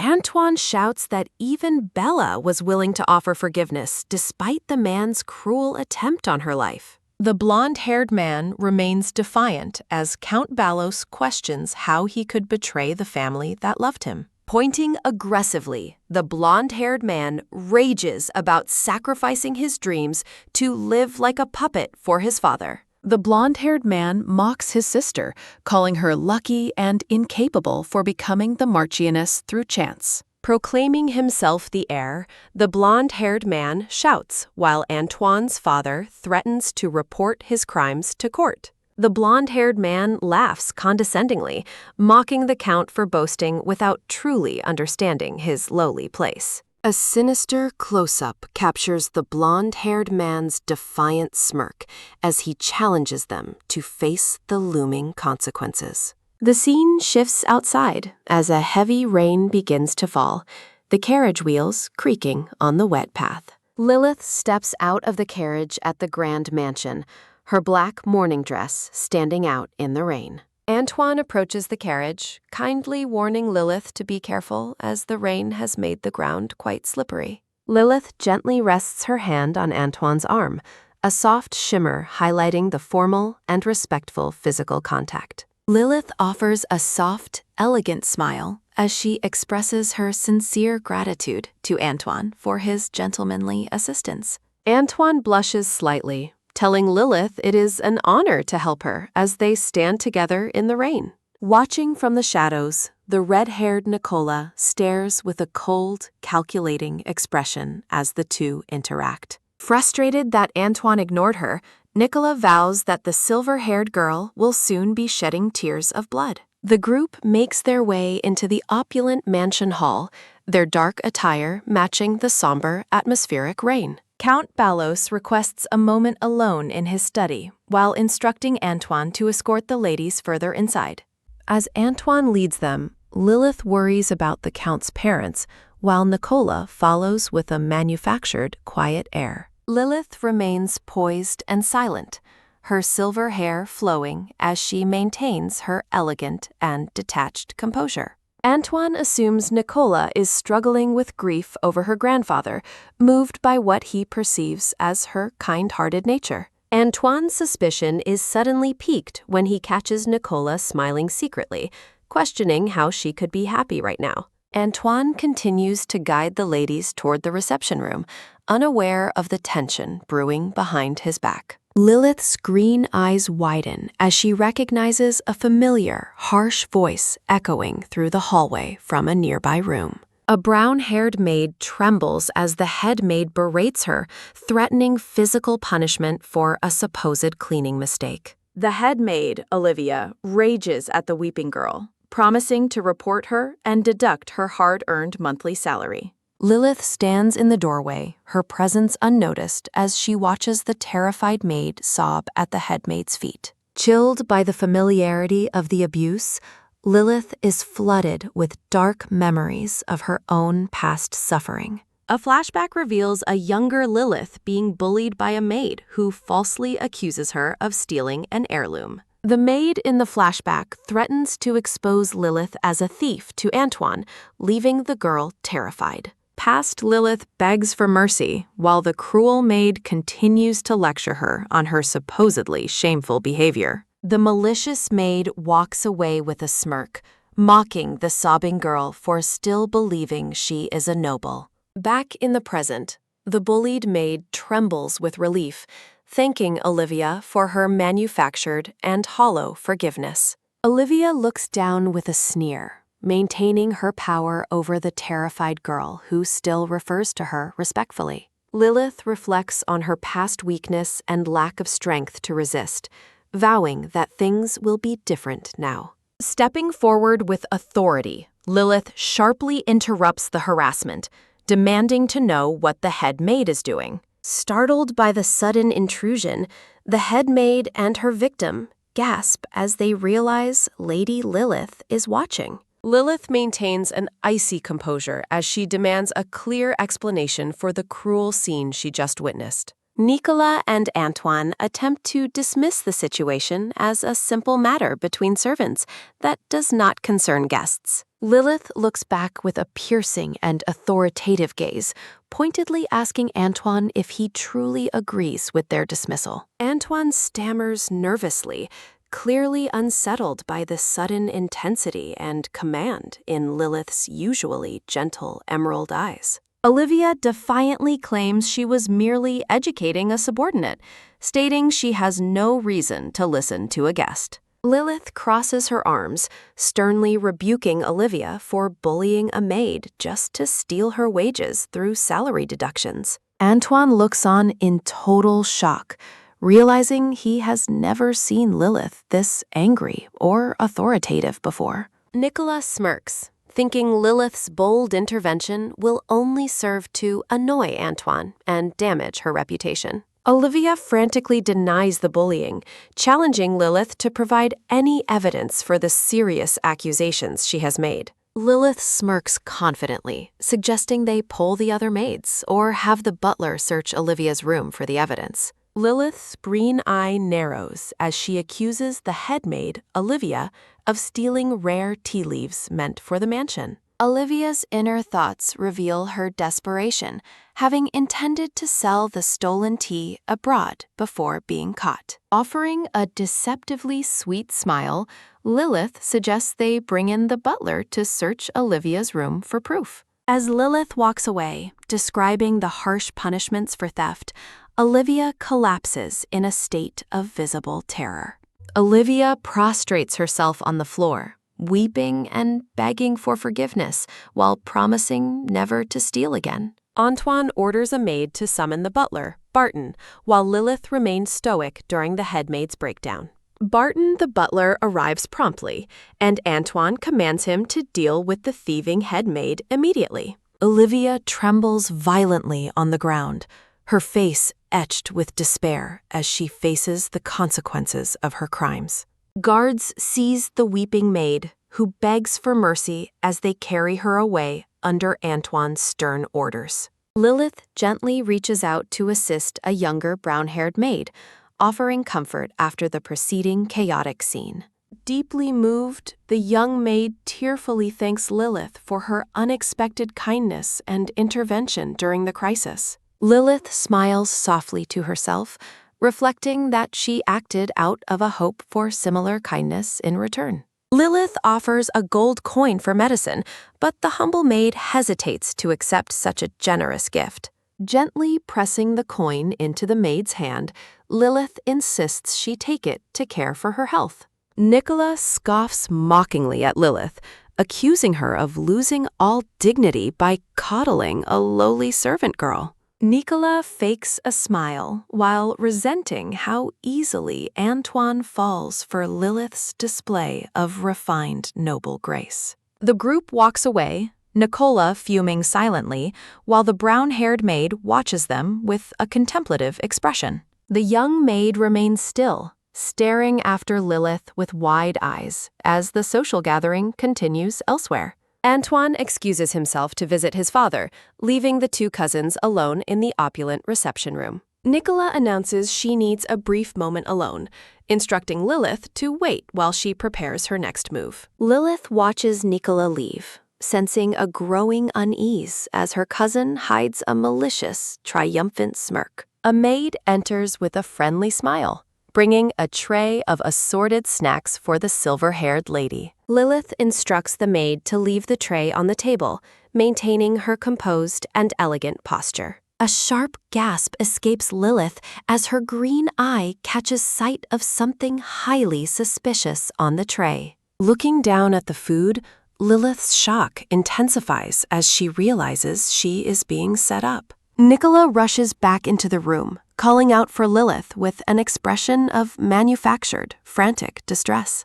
Lilith turns toward her cousin with a calm teacup in hand, asking if something is troubling her. Nicola clutches Lilith's hands, claiming she has lost an earring given to her by her beloved father. Begging for assistance, Nicola asks Lilith to help her search the mansion for the supposedly missing heirloom. Lilith suggests it would be faster to involve the servants, who know the mansion's rooms much better. Nicola rejects the idea, claiming she doesn't want to cause a scene since she is only a guest. Nicola urges Lilith to hurry, guiding her toward the next room to begin the search for the earring. Walking down the hall, Lilith questions her cousin about the exact location where the jewelry might be lost. Nicola instructs Lilith to check the current room while she searches the next one, effectively isolating her. A sinister expression twists Nicola's face as Lilith steps through the door, the plan finally in motion. A loud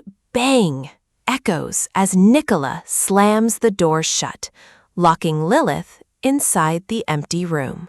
Startled and confused, Lilith bangs on the locked door, calling for her cousin to open it immediately. Nicola whispers through the door, mockingly claiming she is helping Lilith by making the scandalous rumors come true. A flashback reveals Nicola's father instructing her to lure Lilith into a trap to ruin her marriage prospects. The father smiles wickedly, explaining that a scandal will ensure the marriage with the Count's family is canceled. Nicola laughs, telling the trapped Lilith that she will no longer have to endure her fox-like voice. With a cruel smirk, Nicola hides the key inside a flower vase and walks away, leaving Lilith abandoned.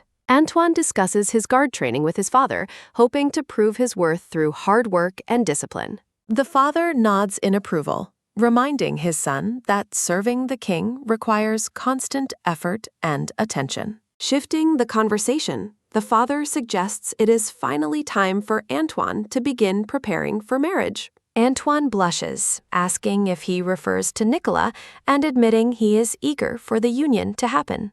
Antoine explains he wants to wait until Nicola is ready, respecting her grief over her grandfather's recent passing. The father proposes Lady Elena Bornado as a more suitable partner, prioritizing political profit over Antoine's feelings. Antoine looks stunned as his father insists that family gain must always come before personal affection in marriage. Defending his choice, Antoine argues that Nicola's house offers more benefit than the Bornado family's influence. Count Ballos slams his desk, insisting that Antoine's choice is unsuitable for their house's prestige. An urgent interruption breaks their argument as a frantic servant rushes in, calling for the Count's immediate presence. The servant breathlessly reports that Lilith has been caught in a scandalous secret meeting with a male servant. Antoine is stunned as whispers of the disgraceful scandal spread, questioning if the rumors about Lady Nicola are true. Gossip spreads like wildfire among the maids as Antoine hurries toward the scene of the alleged scandal. Fuming with rage, Antoine barks at the gathered staff to return to work instead of fueling the chaos. Antoine demands the key, learning from a nervous maid that Barton, the butler, has already gone to retrieve it.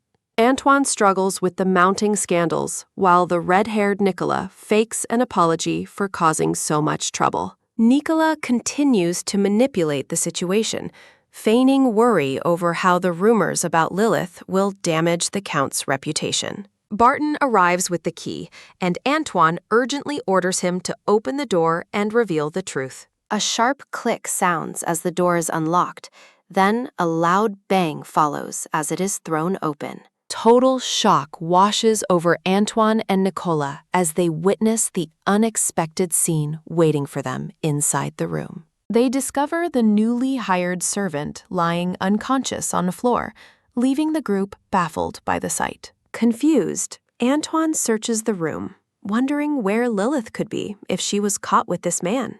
Lilith appears with perfect poise, catching everyone off guard as she calmly asks about the source of the commotion. The silver-haired girl maintains her innocent facade, looking confused by the crowd gathered in the room. Her plan failing, Nicola loses her cool and demands to know why Lilith remains completely unharmed and composed. Nicola quickly covers her mouth, realizing she nearly exposed her own malicious involvement in the failed trap. Antoine gazes at Nicola with growing suspicion, unsettled by her uncharacteristic and frantic reaction to the situation. Lilith maintains her gentle tone while pointedly asking Nicola why she has suddenly fallen silent. Nicola stammers for an explanation, while Lilith watches her with a look of feigned, innocent curiosity. Antoine expresses relief at finding her, while Lilith calmly explains she was simply taking a quiet walk in the garden. Antoine offers Lilith a warm smile before coldly noting that the person truly responsible refuses to apologize. Suggesting she needs rest, Antoine offers to escort Lilith back, which she gracefully accepts with a soft thank you. Hidden from view, a loyal maid smiles to herself, satisfied that her intervention helped save Lilith from the trap. Seated together in the lush garden, Lilith thanks her rescuer and asks for the kind-hearted maid's name. The maid introduces herself as Jane, explaining that she was merely returning the favor for Lilith's previous kindness. Lilith discovers a cryptic note warning her about Lady Elena, just as a maid arrives with a handmade dessert. Accepting the treat, Lilith reflects on how Jane's timely warning saved her from a potentially disastrous situation. Lilith questions how Jane discovered the plot, learning that servants often hear every secret whispered within the mansion. Jane recalls the arrival of a mysterious new servant named Eric, whom many staff members suspected was a spy. Jane admits to eavesdropping on Nicola's secret instructions to Eric, driven by a deep concern for Lilith's safety. Lilith realizes Jane's immense value as a grateful ally who could serve as her eyes and ears within the estate. When Lilith offers help to leave the difficult estate, Jane reveals she is bound there because of her brother. Jane tearfully explains that her brother is imprisoned and faces being sold into slavery unless she can raise bail. Moved by the story, Lilith offers to use her royal connections to help resolve the brother's dire legal situation. Jane reveals a startling detail, stating that her brother is actually a member of the mysterious Raven Hunting Corps. Recognizing the Corps' political power, Lilith calculates how this connection could secure her future while keeping her motives hidden. Lilith gently touches Jane's shoulder, offering reassurances that she will find a way to resolve the crisis. Lilith makes a firm promise to free Jane's brother, cementing a powerful new alliance within the garden's quiet shade. Overcome with emotion, Jane drops to her knees, tearfully thanking Lilith for the hope she has just been given. As Jane wonders how to repay the debt, Lilith pulls her closer to deliver her first set of secret instructions. Lilith sternly warns Jane that kindness alone is not enough to survive the estate. Only power offers true protection. Dabbing her tears, Jane feels overwhelmed by her own low status, doubting she can ever wield such influence. Lilith offers a bold vision for the future, suggesting that Jane's life would change completely if she became head maid. Back in the study, Antoine wonders if the recent scandals are all part of his father's cold political maneuvers. Antoine confronts his father with raw anger, demanding a transparent explanation for the family's latest calculated moves. The Count explodes in fury, berating Antoine for daring to challenge his authority over something as trivial as personal affection.